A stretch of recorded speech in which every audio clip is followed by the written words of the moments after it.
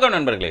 அமெரிக்காவோட எலெக்ஷன்ல Donald Trump வந்து ஜெயிக்கிறதுக்கு முக்கியமான காரணம் யார் அப்படின்னு பார்த்தீங்கன்னா எலான் மஸ்க். அவருடைய ஒத்துழைப்பு. அவர் வந்து டொனால்ட் ட்ரம்புக்கு முழு ஆதரவு கொடுத்தது டொனால்ட் ட்ரம்ப் ஜெயிக்கிறதுக்கான காரணம்ன்றது மக்களுடைய பரவலான பேச்சா இருக்கு. Hi everyone. அப்படி இருக்கிற சமயத்தில் இப்போ வந்து பார்த்தீங்கன்னா அவங்க ரெண்டு பேருக்குள்ள நிறைய பிரச்சனைகள் ஜெயிக்கும் போது வந்து பார்த்தீங்கன்னா டொனால்ட் ட்ரம்ப்புடைய அமைச்சரவையிலே வந்து பார்த்தீங்கன்னா எலான் மஸ்க் பங்கேற்றார். ஆனால் இப்போ வந்து பார்த்தீங்கன்னா அவங்களுக்குள்ள பிரச்சனை இருக்கு. ஏன் அப்படின்னு பார்த்தீங்கன்னா டொனால்ட் ட்ரம்ப் இப்போ வந்து பிக் பியூட்டி பில் அப்படின்னு ஒரு பில்லை வந்து பாஸ் பண்ண போறாரு. அது வந்து நிறைய பொருளாதார பிரச்சனைகளை உருவாக்கும் அப்படின்ட்டு எலான் மஸ்க் அது பயங்கரமாக எதிர்த்தாரு. இருந்தாலும் அந்த பில் வந்து இப்போ பாஸ் ஆகிற மாதிரி இருக்கு. அதனால வந்துட்டு எலான் மஸ்க் இந்த மாதிரி ஒரு பில் நீங்க வந்து பாஸ் பண்ணீங்க அப்படின்னா கண்டிப்பா நான் ஒரு புது கட்சி ஆரம்பிப்பேன், புது கட்சி ஆரம்பிக்க நேரம் வந்துச்சு அப்படின்ட்டு ஒரு அறிக்கையை அப்பவே வெளியிட்டாரு. இப்பயும் வந்துட்டு புது கட்சி ஆரம்பிக்கிறதுக்கான வேலைகளை வந்து பார்த்தீங்கன்னா பயங்கர சீரியஸாக பண்ணிட்டு இருக்காரு. அதுலேயும் வந்துட்டு அந்த இன்டர்நெட்டில் வந்து ஓட்டு எடுப்பாங்களே, ஸோ எடுக்க அந்த மாதிரி கட்சி ஆரம்பிக்கலாமா வேணாமா, அதில் வந்து 80% ஆஃப் பர்சன்ஸ் வந்து எலான் மஸ்க்கு ஆதரவாக வந்துட்டு ஓட் பண்ணியிருக்காங்க. இதனால இவர் வந்து இப்போ புது கட்சி ஆரம்பிக்கிறதுக்கு அது கட்சிக்கு பேரும் வந்து பார்த்தீங்கன்னா இந்த அமெரிக்கன் பார்ட்டி அப்படின்னு அவர் முன்மொழிந்தார். இப்போ வந்து அதுக்கப்புறம் மாற்றுவாரா அப்படின்றதுலாம் நமக்கு தெரியல. இருந்தாலும் இப்போ கட்சி ஆரம்பிக்கிறதுல அவர் வந்து பயங்கர வந்து சீரியஸாக இருக்காரு. இவரால் வந்துட்டு அங்கே வந்து மூணாவது பார்ட்டி ஒன்று உருவாக்க முடியுமா? ஏன்னா அமெரிக்காவில் வந்து பார்த்தீங்கன்னா டெமோக்ராட்டிக் அண்ட் ரிப்பப்ளிக் ரெண்டே பார்ட்டி தான் இது வரைக்கும் இருந்திருக்கு. 160 இயர்ஸ்க்கு பிஃபோர் தான் வந்துட்டு தேர்ட் பார்ட்டி ஒன்று 1860 வந்து ஆட்சியை பிடிச்சாங்க. அதுக்கப்புறம் வந்து பார்த்தீங்கன்னா மூணாவது பார்ட்டி நாங்கள் கிடையவே கிடையாது. இப்போ இந்த தேர்ட் பார்ட்டின்றத சொல்லிக்கிறது யார் அப்படின்னு பார்த்தீங்கன்னா உலகத்திலேயே நம்பர் 1 பணக்காரர் எலான் மஸ்க். இவரால் அந்த 160 கால சாதனையை வந்துட்டு முறியடிச்சு திருப்பி வந்து ஒரு புது தேர்ட் பார்ட்டியை வந்து உருவாக்க முடியுமா, உருவாக்கி ஜெயிக்க முடியுமா அப்படின்றது எல்லாருடைய கேள்வியாக இருக்குது. ஏன்னா எலான் மஸ்க் வந்துட்டு இதுக்கு முன்னாடி வந்து பார்த்தீங்கன்னா நான் வந்து ஸ்பேஸில் ராக்கெட் வந்து செஞ்சு விட்றேன், நான் என்னால் முடியும் அப்படின்னு சொல்லும் போது நாசா வந்து அதை பார்த்து சிரிச்சாங்க. அதுக்கு முன்னாடி வந்து பார்த்தீங்கன்னா எலக்ட்ரிக் கார் செய்கிறன்னும் போது பெட்ரோல் வச்சிருக்கிற எல்லா நாடுகளும் வந்துட்டு சிரிச்சாங்க.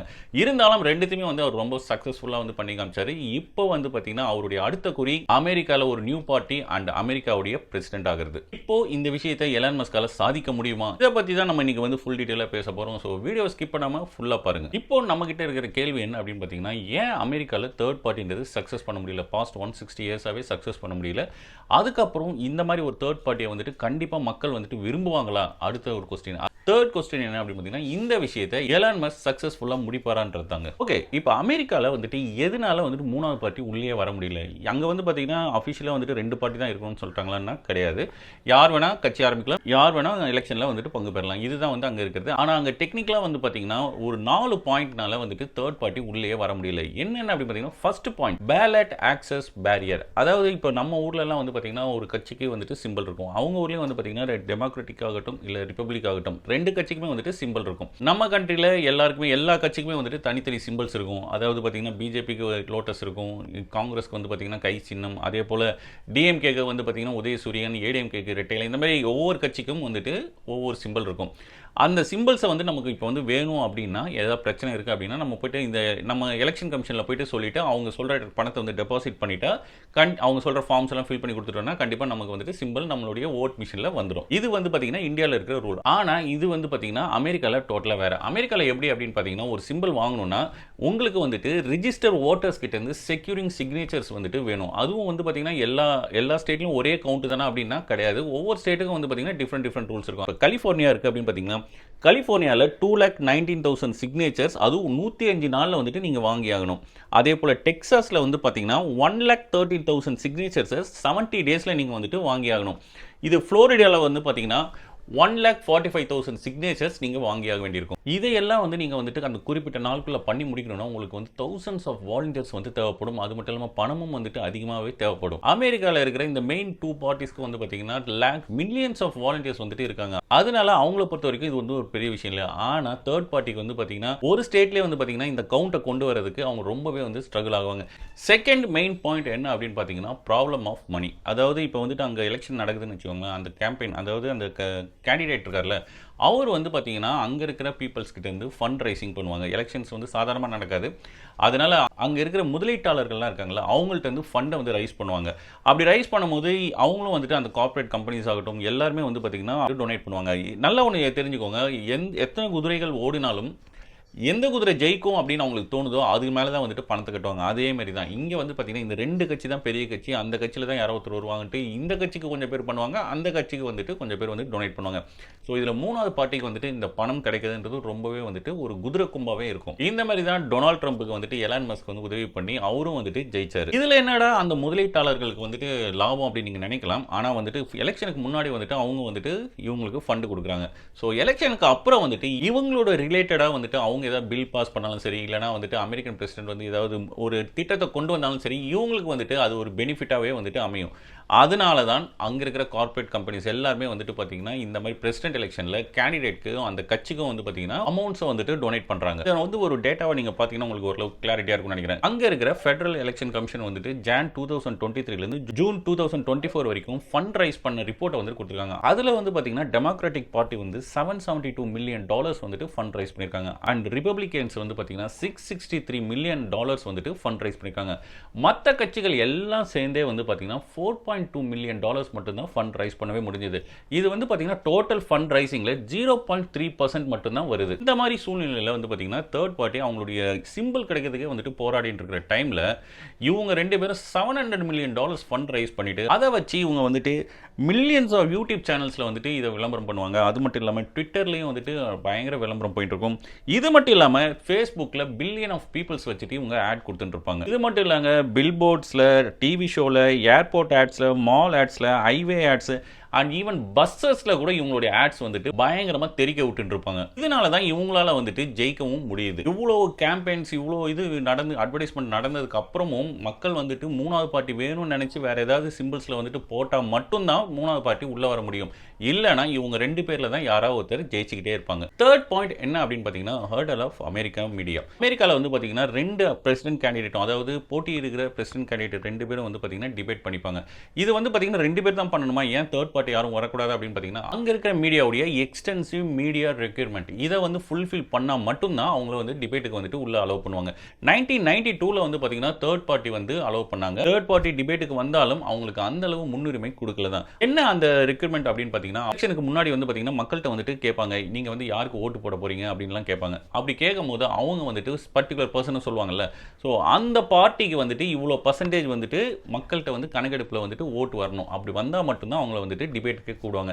இதில் வந்து பார்த்தீங்கன்னா அங்கே இருக்கிற பாப்புலர் சேனல்ஸான CNN ஆகட்டும், NBC ஆகட்டும், இல்லை ஃபாக்ஸ் சேனல் ஆகட்டும், இல்லை நியூயார்க் டைம்ஸ் ஆகட்டும், எல்லாருமே வந்து பார்த்தீங்கன்னா அங்கே இருக்கிற மக்கள்கிட்ட 1000 பேர்கிட்டயாவது வந்துட்டு ஓட்டு கேட்பாங்க. அந்த மாதிரி கேட்கறதுல ஒரு 15% மினிமம் 15% மக்கள் வந்துட்டு உங்களுக்கு ஓட்டு போடுறேன்னு சொல்லணும். அப்படி இருந்தால் மட்டும்தான் தேர்ட் பார்ட்டி வந்துட்டு டிபேட்டுக்கு கலந்துக்க முடியும். இதனால தான் அங்கே வந்து பார்த்தீங்கன்னா அந்த 1992க்கு அப்புறம் எந்த ஒரு பிரசிடென்ட், அதாவது தேர்ட் பார்ட்டியில் நிற்கிற பிரசிடென்ட் யாருமே வந்து பார்த்தீங்கன்னா டிபேட்டில் கலந்து கொள்ளவே முடியல. It's undemocratic to exclude you from the debate. What really are you hoping to accomplish here? இன்னும் நீங்க வந்துட்டு இன்டெப்தா பாத்தீங்கன்னா இது ஒரு விஷஸ் சைக்கிள் தான். என்னன்னு பாத்தீங்கன்னா நம்ம கிட்ட வந்து எக்ஸ்போஷர் இல்ல அப்படின்னா நம்மளால வந்துட்டு மணி வந்து ரைஸ் பண்ண முடியாது, அதாவது ஃபண்ட் வந்து ரைஸ் பண்ண முடியாது. ஃபண்ட் ரைஸ் பண்ண முடியல அப்படின்னா நம்மளால வந்துட்டு கேம்பெயினை வந்துட்டு எஃபெக்டிவா பண்ண முடியாது. கேம்பெயினை எஃபெக்டிவா நம்மளால பண்ண முடியல அப்படின்னா பப்ளிக் கிட்ட இருந்து நமக்கு சப்போர்ட் கிடைக்காது. பப்ளிக் கிட்ட இருந்து நமக்கு சப்போர்ட் கிடைக்கல அப்படின்னா எலெக்ஷன்ல இருந்து நம்ம வந்துட்டு இன்விசிபிளாவே மாறிடுவோம். அதனால நம்ம ஜெயிக்கிறதுக்கான எக்ஸ்போஷர் நமக்கு வந்துட்டு இல்லாமயே போயிடும். இப்போ இதெல்லாம் நம்ம பார்க்கும்போது நமக்கு ஒண்ணே புரிஞ்சிருக்கும். என்ன அப்படின்னா நம்ம கிட்ட பணம் இருந்ததா, நம்ம பில்லியனரா இருந்தா, நம்ம வந்துட்டு கோடீஸ்வரனா இருந்தா கண்டிப்பா வந்துட்டு நம்மளால இது எல்லாத்தையுமே வந்துட்டு பண்ண முடியும். நம்மளால வந்துட்டு எலெக்ஷன் கேம்பெயினை கண்டக்ட் பண்ண முடியும், நம்மளால வந்து டிபேட்ல கலந்துக்க முடியும், நம்மளால எல்லாமே பண்ண முடியுன்ற மாதிரி சூழ்நிலை. அப்படி இருக்கும்போது ஏன் பில்லியனர்ஸ் வந்து இதுல வந்துட்டு எலெக்ஷன்ல தேர்ட் பார்ட்டி வந்து உருவாக்க மாட்டாங்க? அதுக்கும் ஒரு காரணம் இருக்குங்க. என்ன அப்படின்னா winner takes it all rule. இந்த ஃபோர்த் பேரியரை இன்னும் உங்களுக்கு கிளியரா சொல்லணும் அப்படின்னு பார்த்தீங்கன்னா அங்க இருக்கிற ஒரு மாகாணம் டெக்சஸ் இருக்குன்னு வச்சுக்கோங்களேன். அங்க வந்து 38 சீட்டு, அதுல ஏ கேண்டிடேட் அண்ட் பி கேண்டிடேட் போட்டிடுறாங்க. இதுல வந்து பார்த்தீங்கன்னா 51% ஓட் வந்து ஏ கேண்டிடேட் வாங்கிறார் அண்ட் பி கேண்டிடேட் வந்து பார்த்தீங்கன்னா 49% வாங்குறாரு. அங்க இந்த மாதிரி ஒரு ரிசல்ட் வந்துச்சுன்னா என்ன செய்வாங்க அப்படின்னா அங்க இருக்கிற டோட்டல் 100 சீட்ஸுமே வந்துட்டு ஏக்கு கொடுத்துருவாங்க. ஸோ பிக்கு வந்து பார்த்தீங்கன்னா ஒரு சீட்டும் வின் பண்ணதா சொல்ல மாட்டாங்க. அதாவது அங்க யார் மேஜரா வின் பண்றாங்களோ அவங்களே வந்துட்டு ஃபுல் மாகாணத்தையும் ஆள்ற மாதிரி அவங்களுக்கு சீட்டை கொடுத்துருவாங்க. நான் இந்தியாவுடைய எலெக்ஷன்ஸ் வந்து டோட்டலா வேற. டிஎம்கே வந்து இப்போ ஜெயிக்கிறாங்க, ஒரு 30 சீட் ஜெயிக்கிறாங்க அப்படின்னா அவங்களுடைய 30 சீட்ல வந்து பார்த்தீங்கன்னா அவங்களுடைய கேண்டிடேட் தான் எம்எல்ஏவா இருப்பாங்க. அதே போல ஏடிஎம்கே வந்து 20 சீட் ஜெயிக்கிறாங்கன்னா அவங்க 20 சீட்டுமே வந்து பார்த்தீங்கன்னா அவங்க தான் எம்எல்ஏவா இருப்பாங்க. ஆட்சி யார் மெஜாரிட்டியாக இருக்காங்களோ அவங்க ஆளலாம். ஆனால் வந்துட்டு எம்எல்ஏ யாருன்னு பார்த்தீங்கன்னா அந்த அந்த பர்டிகுலர் பிளேஸ்ல ஜெயிச்ச கேண்டிடேட்டா தான் இருப்பாங்க. ஆனா அமெரிக்கால வந்து பாத்தீங்கன்னா டோட்டலா வேற. அமெரிக்கால இதுதான் வெறும் ரொம்ப பெரிய பிரச்சனை. அதாவது என்னன்னா 1992ல வந்து பாத்தீங்கன்னா அங்க இருக்கிற தேர்ட் பார்ட்டியோட கேண்டிடேட் வந்து பாத்தீங்கன்னா 19% வந்துட்டு ஒரு ஸ்டேட்ல வந்துட்டு எலெக்ஷன் ஓட் வாங்கினார். இருந்தாலும் அவருக்கு வந்துட்டு அவரால் மெஜாரிட்டி வாங்க முடியல அப்படின்றாலும் உங்களுடைய சீட்ஸ் வந்து பாத்தீங்கன்னா 0 ஆயிடுச்சு. இதை கேட்கறதுக்கு வந்துட்டு நமக்கு வந்துட்டு என்னடா இப்படி ஒரு எலெக்ஷனா அப்படின்னு நம்ம அவ்வளோ கஷ்டப்பட்டு ஜெயிச்சோம். ஆனா இருந்தாலும் எனக்கு வந்துட்டு நான் மெஜாரிட்டி வாங்கலன்னு உடனே வந்துட்டு எனக்கு ஒண்ணுமே இல்லைன்னு சொல்றீங்களா அப்படின்னு கேள்வி நீங்க கேட்கலாம். அப்படிதான் அங்க வந்துட்டு ரூலுங்க. இதுதான் இங்க வந்து ரொம்பவே ஹைலைட்டான ஒரு விஷயங்க. இந்தியால வந்து பாத்தீங்கன்னா இப்போ நான் ஒரு கட்சிக்கு ஓட்டு போடுறேன் அப்படின்னா அந்த ஓட்டு வந்து கண்டிப்பா வேஸ்ட் ஆகாது. என்ன அப்படின்னா அவங்களால மெஜாரிட்டி வாங்க முடியலன்னா அவங்களால ஆட்சி அமைக்க முடியாது. அவ்வளவுதானே தவிர பர்டிகுலரா இந்த ஏரியால அவங்க தான் எம்எல்ஏன்னா அவங்க தான் எம்எல்ஏவா இருப்பாங்க. ஆனா ஆட்சி வந்து வேற ஒருத்தர் அமைச்சாலும் எம்எல்ஏக்கு நான் போட்ட ஓட்டு வந்து வேஸ்ட் ஆகாது. ஆனா அமெரிக்கால வந்து பாத்தீங்கன்னா டோட்டலா வந்துட்டு வேஸ்டா போயிடும். அதனால தான் அங்க இருக்கிற பில்லியனர்ஸ் எல்லாருமே வந்துட்டு யோசிக்கிறதுக்கான காரணம் என்னன்னா நான் வந்து நிக்க வைக்கிற கேண்டிடேட் வந்துட்டு அவங்களால ஜெயிக்க முடியலன்னா என்னுடைய பணம் எல்லாம் முதலீடும் எல்லாம் வேஸ்டா போயிடும். அவங்க யோசிக்கிறது. ஓட்டர்ஸ் மக்கள் வந்து என்ன யோசிக்கிறாங்க அப்படின்னா இப்போ வந்து நான் வந்துட்டு ஒரு கட்சிக்கு ஒரு பர்சனுக்கு ஓட் போடுறேன். எனக்கு பிடிச்ச ஆளு இவங்க வந்து வந்தா நல்லா இருக்கும் அப்படின்னு நினைச்சிட்டு ஓட் போடுறேன். ஆனா அவங்களால மெஜாரிட்டி வாங்க முடியல. மெஜாரிட்டி வாங்க முடியலன்னா என்ன ஆகும்? இவங்க போட்ட ஓட் டோட்டலா வேஸ்ட் ஆயிட்டு எல்லாமே வந்துட்டு யார் மெஜாரிட்டி வாங்கினாங்களோ அவங்களுக்கு போயிடும். எனக்கு பிடிக்காத ஒரு கட்சிக்கு போயிடும்.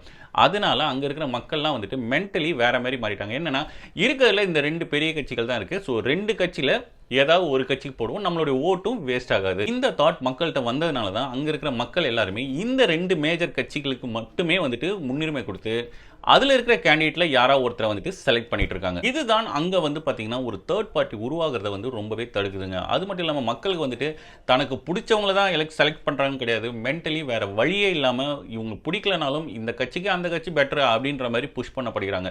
அதனாலேயே மக்கள் வந்துட்டு இந்த மாதிரி ஒரு ஓட் சிஸ்டத்தை வந்து மென்டலி ஃபாலோ பண்ண ஆரம்பிச்சிடுறாங்க. இதை பார்க்கும்போதே நமக்கு வந்துட்டு ஒன்று கிளியரா இருக்கும். என்ன அப்படின்னா அங்க இருக்கிற எவ்வளவு பெரிய பில்லியனரா இருந்தாலும் சரி அங்க இருக்கிற வந்து இந்த 4 பேரியரை தாண்டி அவங்களால தேர்ட் பார்ட்டியை ஜெயிக்க வைக்க முடியுமான்றது ரொம்ப பெரிய டவுட். அப்படி இருக்கிற பட்சத்தில் எலான் மஸ்க் எந்த தைரியத்துல தேர்ட் பார்ட்டியை வந்துட்டு அமெரிக்கால உருவாக்குவோம் அப்படின்னு சொல்லியிருக்காரு. எலான் மஸ்க் ஜெயிச்ச விஷயங்களை வந்து பாத்தீங்கன்னா இதே மாதிரி தாங்க இருக்கும். இருக்கிற சூழ்நிலையில சம்பந்தமே இல்லாம வந்து இவன் வந்து சொல்றான் அப்படின்ற மாதிரி தான் தோன்ற விஷயங்களை தான் அவர் வந்து பண்ணி 2 விஷயங்களை வந்துட்டு மேஜரா சக்சஸ் பண்ணியிருக்காரு. இது மட்டும் இல்லாம அங்க இருக்கிற மக்களுடைய தாட்ஸ் வந்து பாத்தீங்கன்னா தேர்ட் பார்ட்டி வேணும்ன்றதுக்கு உருவாயிருக்கு. இதை நான் சும்மா சொல்லுங்க. 2012 டேட்டாவை எடுத்து பாத்தீங்கன்னா அங்க வந்து தேர்ட் பார்ட்டி வேணுமான்னு கேட்கிற அந்த சார்ட்ல வந்து பாத்தீங்கன்னா மக்கள் வந்துட்டு அந்த அளவு இம்பார்ட்டன்ஸ் கொடுக்கலாம். ஆனால் 10 இயர்ஸ் ஆஃப்டர் 10 இயர்ஸ் 2022 வந்து பார்த்தீங்கன்னா 63% பர்சன்ஸ் வந்துட்டு அங்கே வந்துட்டு தேர்ட் பார்ட்டி வேணுன்ற ஒரு கான்செப்ட்டுக்கு வந்துட்டாங்க. இப்படி மக்கள் யோசிக்கிறதுக்கு ஒரு 3 ரீசன் இருக்கு. ஃபர்ஸ்ட் பாயிண்ட் என்ன அப்படின்னு பார்த்தீங்கன்னா எக்ஸ்ட்ரீம் பொலிட்டிக்கல் போலரைசேஷன். அதாவது பார்த்தீங்கன்னா அது ஒன்றும் கிடையாதுங்க. சிம்பிளாக சொல்லணும்னா இப்போ வந்து நம்ம கட்சிகள்லாம் வந்து பார்த்தீங்கன்னா நம்ம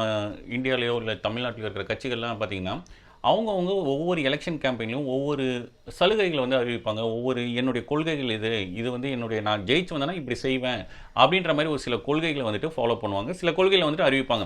ஆனால் அது வந்து பார்த்தீங்கன்னா ஒவ்வொரு எலெக்ஷன் டைம்லையும் அந்த டைம் இருக்கிற சூழ்நிலைக்கு ஏற்ற மாதிரி எலெக்ஷன் பார்ட்டி வந்து மாற்றிப்பாங்க அவங்களுடைய கொள்கைகளை. ஆனால் அமெரிக்காவில் வந்து பார்த்தீங்கன்னா அந்த மாதிரி ரொம்ப சேஞ்சஸ் பண்ண மாட்டாங்க. எதற்கு வந்து ப்ளஸ் ஆர் மைனஸ் இருக்கலாமே தவிர அவங்களுடைய கொள்கைகள் வந்து இதுதான் அப்படின்னா அவங்க அதே தான் ஃபாலோ பண்ணுவாங்க. அதுமாரி ஃபாலோ பண்ணுறதுல இந்த 2 பார்ட்டிஸ்க்கும் வந்து பார்த்தீங்கன்னா மக்கள் வந்துட்டு ஒரு சைடில் இருக்கிறது லெஃப்ட் பார்ட்டின்றதும் இன்னொரு சைடில் இருக்கிறது ரைட் பார்ட்டி.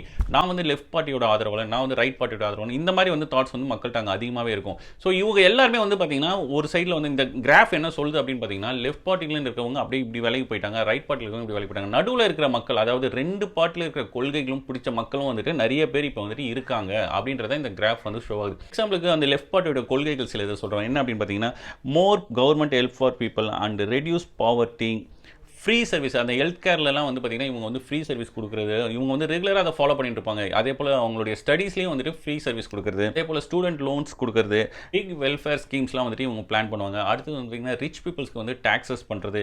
அதோட இவங்களுடைய பெரிய இது என்ன அப்படின்னு பார்த்தீங்கன்னா இமிகிரேஷன் லாஸில் வந்துட்டு ரொம்பவே வந்துட்டு ஸ்ட்ரிக்டாக இருக்க மாட்டாங்க. அதனால யார் வேணால் வந்துட்டு அமெரிக்காவில் போயிட்டு வந்துட்டு ஒர்க் பண்ணலாம், அங்கே வந்துட்டு தங்கலாம், எல்லாம் வந்து வசதிகள் இருக்கும். இதே இது ரைட் பார்ட்டி வந்து பார்த்தீங்கன்னா கொஞ்சம் வேற மாதிரி இருக்கும். அவங்களுடைய இது என்ன அப்படின்னு பார்த்தீங்கன்னா லெஸ் கவர்மெண்ட் அசிஸ்டன்ட் இன்டர்ஃபரன்ஸ் இன் பீப்பிள் லிவ்ஸ். அதாவது மக்களுடைய இதை விஷயங்களை அவங்களே பார்த்துக்கணும்னு நினைப்பாங்க. கவர்மெண்ட் வந்து அவங்களுடைய வாழ்க்கை தரத்தில் வந்துட்டு ரொம்ப உள்ள நுழைய மாட்டாங்க.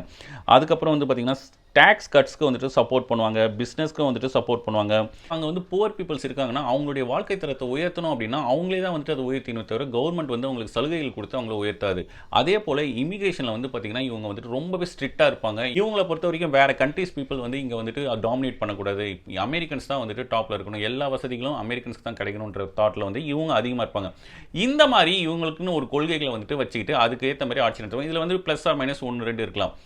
இதில் வந்து என்ன அப்படின்னா இப்போ இருக்கிற இதில் மக்கள் வந்துட்டு இந்த 2 இதையும் வந்து இவங்க ஒரு இது ஃபாலோ பண்ணுவாங்க, அவங்க ஒரு இது ஃபாலோ பண்ணுவாங்க. அது ரெண்டுமே பிடிச்சி போய் மக்கள் இருப்பாங்கல்ல, அவங்க வந்து இப்போ அதிகமாகிட்டு இருக்காங்க அந்த கவுண்ட். செகண்ட் பாயிண்ட் என்ன அப்படின்னு பார்த்தீங்கன்னா பொலிட்டிக்கல் லக்குனா. அதாவது என்ன அப்படின்னா இப்போ வந்துட்டு இந்த கட்சி இப்போ 2 கட்சி இருக்குன்னு வச்சுக்கோங்க, இந்த கட்சியில் இருக்கிறவன் இவன் வரக்கூடாது அப்படின்ட்டு நான் அவனுக்கு ஓட்டு போடுறேன்ல, அதுதான் அங்கே சிம்பிளாக சொல்லணும். இதுதான் இப்போ வந்துட்டு அங்கே நடந்த எலெக்ஷனில் வந்துட்டு பார்த்தீங்கன்னா மக்கள்கிட்ட வந்து கேட்டதில் டொனால்ட் ட்ரம்ப்புக்கு 53% ஓட் பண்ணவங்க என்ன சொல்லியிருக்காங்க அப்படின்னா, எனக்கு வந்து ஹிலாரி கிளின்டன் வந்து உள்ளே வரக்கூடாது, அதனால தான் ட்ரம்ப்புக்கு போட்டேன், ட்ரம்ப்பை பிடிச்சிலாம் போடல அப்படின்ற மாதிரி சொல்கிறாங்க. அதே போல் ஹிலாரி கிளின்டனுக்கு ஓட் பண்ண 47% என்ன சொல்லியிருக்காங்கன்னா, எனக்கு டொனால்ட் ட்ரம்ப் வரக்கூடாது, அதனால தான் ஹிலாரி கிளின்டன் போட்டேன், ஹிலாரி கிளின்டன் வரணுன்ற ஆசைலாம் கிடையாது அப்படின்ற மாதிரி. ஸோ இதை வச்சு நம்ம பார்க்கும்போது என்னென்னா நமக்கு வந்து ஒரு கட்சி வேறு ஆப்ஷன் இல்லை, அதனால் வந்துட்டு இவன் வரக்கூடாதுன்னா நம்ம என்ன பண்ணோம், அடுத்தவங்க ஓட்டு பண்ணணும், அவ்வளோதான். அவனை எனக்கு பிடிக்குதோ பிடிக்கலையோ அதுதான் வந்துட்டு மக்களோட மனநிலைமையாக இருக்குது. தேர்ட் மெயின் ரீசன் என்ன அப்படின்னு பார்த்தீங்கன்னா மக்களில் வந்து இந்த 2 பார்ட்டிஸ்க்கும் வந்துட்டு டைப் இருக்கான்ற ஒரு டவுட் வந்து மக்களுக்கு இருந்துகிட்டே இருக்குது. என்ன அப்படின்னா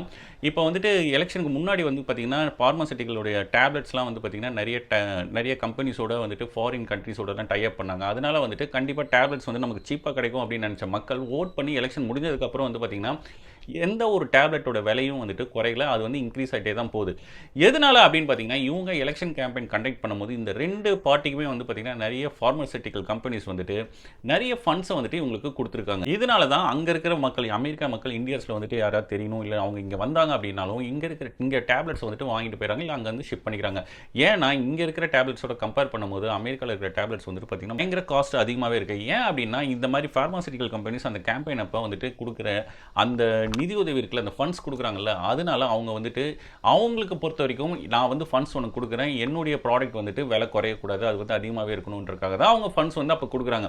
அதோடைய எதிர்பார்ப்புகளை அவங்களும் வந்துட்டு செய்கிறாங்க, அதாவது பிரசிடெண்ட்டாக ஜெயிக்கிறவங்களும். ஆனால் இதனால் பாதிக்கப்படுறது யார் அப்படின்னு பார்த்தீங்கன்னா அங்கே இருக்கிற மக்கள். எக்ஸாம்பிளுக்கு வந்து சொல்லணும் அப்படின்னு பார்த்தீங்கன்னா இந்தியாவில் குரோசின் வந்துட்டு ஒரு 20 டேப்லெட்ஸ் வந்துட்டு எவ்வளோ ரேட்டுன்னு பார்த்தீங்கன்னா 17 to 18 rupees இருக்கும். ஆனால் இதே பேராசிட்டமால் வந்து பார்த்தீங்கன்னா அமெரிக்காவில் $5 வரைக்கும் இருக்குங்க. $5 நம்ம இதில் வந்து பார்த்தீங்கன்னா 400 rupees. அதே போல் 2 பார்ட்டியும் வந்துட்டு ஜெயிச்சப்பவும் அவங்க வந்துட்டு மிலிட்ரிக்காக ஸ்பெண்ட் பண்ணது வந்து பார்த்தீங்கன்னா $858 billion வந்துட்டு ஸ்பெண்ட் பண்ணியிருக்காங்க மிலிட்ரிக்காகவே. இதை பார்க்கும்போது என்ன தோணுதுன்னா இந்த கவர்மெண்ட் வந்து வந்தாலும் சரி, அந்த கவர்மெண்ட் வந்தாலும் சரி, அவங்க மிலிட்ரியை வந்துட்டு எப்படி டெவலப் பண்ணிக்கணும் அதுக்காக வந்துட்டு ஸ்பெண்ட் பண்ணுற அமௌண்ட் வந்து நிறையவே இருக்குது. ஆனால் அங்கே இருக்கிற அமெரிக்கன்ஸ் பீப்புள்ஸ் வந்து என்ன நினைக்கிறாங்க அப்படின்னா வார்ஸ்க்காக ஸ்பெண்ட் பண்ணுற அமௌண்ட்டு, மிலிட்ரிக்காக ஸ்பெண்ட் பண்ணுற அமௌண்ட்டை குறைச்சிட்டு உள்ளே இருக்கிற இன்ஃப்ராஸ்ட்ரக்சரை வந்துட்டு ரெடி பண்ணணும், ஸ்கூல்ஸ்க்கு வந்துட்டு நிறைய ஸ்பெண்ட் பண்ணணும், அதுக்கு வந்து ஃப்ரீ எஜுகேஷன் கிடைக்கும், மெடிக்கல் ரிலேட்டடாக வந்து ஃபண்ட்ஸ் நிறைய இது பண்ணணும்னு நினைக்கிறாங்க. ஆனால் இந்த 2 பார்ட்டியுமே இதை வந்துட்டு செய்கிறது கிடையாது. இந்த 2 பார்ட்டியும் வந்து பார்த்தீங்கன்னா கடந்த காலங்களில் இவங்க ஆட்சி செஞ்ச காலங்கள் வந்து பார்த்தீங்கன்னா போருக்காக செலவு பண்ண அமௌண்ட்டை பார்த்தீங்கன்னா ட்ரில்லியன் கணக்கில் இருக்குங்க. அந்தளவு இவங்க வந்து போருக்காக இன்னொரு நாட்டை வந்துட்டு ஆக்குபை பண்ணுறதாகட்டும், இல்லை போயிட்டு நான் தான் வந்துட்டு ஹெட் அப்படின்னு காட்டுறதுக்காக இவங்க பண்ணுற போர்கள் வந்துட்டு அங்கே இருக்கிற மக்கள் வந்துட்டு விரும்புறது கிடையாது. அதுக்கு பதிலாக அந்த அமௌண்ட் எல்லாம் வந்துட்டு இவங்க ஸ்கூல்ஸ்க்காக இல்லை மெடிசன்ஸ்க்காக இன்ஃப்ராஸ்ட்ரக்சர்ஸை வந்துட்டு இம்ப்ரூவ் பண்ணுறதுக்காக யூஸ் பண்ணியிருந்தா எவ்வளவோ மக்களுடைய ப்ரெஷர்ஸ் வந்துட்டு கம்மியாக இருக்கும். ஆனால் இந்த 2 கவர்மெண்ட்டுமே வந்து மக்களுடைய தேவைகளை யோசிக்கிறது கிடையாது அப்படின்றதான் மக்களுடைய எண்ணமாக இருக்குது. எதனால் அப்படின்னு பார்த்தீங்கன்னா இப்போ வந்து ஒரு 2 பிளேயர்ஸ் தான் இருக்காங்க ஒரு போட்டியில் அப்படின்னா அவன் ஒன்று வச்சது சட்டம் இல்லை இவன் வச்சது சட்டம், 2த்துல யாராவது ஒருத்தர் தான் நம்ம வந்துட்டு சூஸ் பண்ணணும். அந்த மாதிரி ஒரு பீரியடில் தான் இப்போ அமெரிக்கன்ஸ் இருக்காங்க. அதாவது இந்த பார்ட்டியில் இருக்கிறவங்கள ஏற்றுக்கணும், இல்லைனா இந்த பார்ட்டியில் இருக்கிறவங்கள ஏற்றுக்கணும், வேறு வழி இல்லைன்ற மாதிரி தான் அங்கே இருக்கிற சட்டங்கள் வந்து இருக்குது. அதனால தான் இப்போ இருக்கிற மக்கள் வந்துட்டு அங்கே மனநிலைமை எப்படி இருக்குன்னா தேர்ட் பார்ட்டி வேணும், கண்டிப்பாக 3வது ஒரு ஆள் வந்தால் தான் இவங்க 2 பேரும் வந்துட்டு மாறுவாங்க அப்படின்ற எண்ணம் அதிகமாக இருக்குது. இதில் ஏதோ ஒரு பாயிண்ட்ஸை வந்துட்டு எலன் மஸ்க்கும் வந்துட்டு கண்டுபிடிச்சிருப்பான்றனால தான் அவரும் வந்து இப்போ தேர்ட் பார்ட்டி உருவாக்குறதுக்கான நேரம் வந்துடுச்சு, கண்டிப்பாக உருவாக்கணும் விஷயம் அந்த பிளான்லேயும் வந்துட்டு பயங்கரமாக மும்முரமாக இருக்காரு. எலான் மஸ்கால வந்துட்டு இதை சாதிக்க முடியுமா அப்படின்னு பார்த்தீங்கன்னா என்னை பொறுத்த வரைக்கும் எலான் மஸ்க் கண்டிப்பாக வந்துட்டு சாதிப்பார் தான் சொல்லுவேன். ஏன்னா அவர் வந்துட்டு சாதாரண ஒரு ஆள் கிடையாதுங்க, வேர்ல்டில் நம்பர் 1 பணக்காரு. அவருக்கு வந்துட்டு இந்த கேம்பெயின் ரன் பண்ணுறதுக்கு யாரும் வந்து டொனேஷன் கொடுக்கணும் அவசியம் கிடையாது, எந்த ஒரு விஷயத்துக்கும் மற்றவங்களை எதிர்பார்க்கணுன்ற அவசியம் கிடையாது, அவர்கிட்ட நிறையவே பணம் இருக்குது. அது மட்டும் இல்லாமல் அவர் வந்து பார்த்தீங்கன்னா இப்போ ஒரு ராக்கெட்டை அனுப்புகிற அளவுக்கு அவர்கிட்ட வந்து பர்சன்ஸ் இருக்காங்க அப்படின்னா கண்டிப்பாக வந்துட்டு ஒரு எலெக்ஷன் கேம்பெயினை கண்டக்ட் பண்ணுறதுக்கும் வாலண்டியர்ஸ் ஆகட்டும் இல்லைனா எலெக்ஷனை வந்துட்டு அந்த பார்ட்டியை ரன் பண்ணுறதுக்கும் அவருக்கு ஆள் கிடைக்காம இருக்க போகிறது இல்லை. அது மட்டும் இல்லாமல் அவருடைய தாட்ஸ் எல்லாமே வந்து பார்த்தீங்கன்னா ஃபியூச்சரிஸ்டிக்காக இருக்கும். அதாவது நாம ஒரு விஷயத்தை யோசிக்காத முன்னாடி அவர் வந்து அதை யோசிக்கிற மாதிரி இருக்கும். இப்போ எலக்ட்ரிக் காராக ஆகட்டும் இல்லைனா வந்து ரேஸுக்கு அனுப்புகிற விஷயமாகட்டும் எல்லாமே வந்து பார்த்தீங்கன்னா மற்றவங்களால வந்துட்டு யாராலையும் சிந்திக்க முடியாத ஒரு விஷயமா தான் இருக்கும். அது போல தான் இப்போ அமெரிக்காவில் வந்து பார்த்தீங்கன்னா தேர்ட் பார்ட்டின்ற அவருடைய தாட்டும். ஸோ இப்போ உங்களுக்கு வந்துட்டு இந்த வீடியோ பார்த்தோன்னா ஓரளவு கிளாரிட்டியாக இருக்கும். அமெரிக்காவில் வந்து என்ன மாதிரி சுச்சுவேஷன், அதை வந்து எலான் மஸ்க் வந்துட்டு சாதிப்பாரா என்னன்றது உங்களுக்கும் வந்துட்டு ஓரளவு ஐடியா வந்திருக்கும். உங்களுக்கு என்ன தோணுதுன்றதை கமெண்ட் பண்ணுங்க. நெக்ஸ்ட் வீடியோவில் பார்ப்போம்.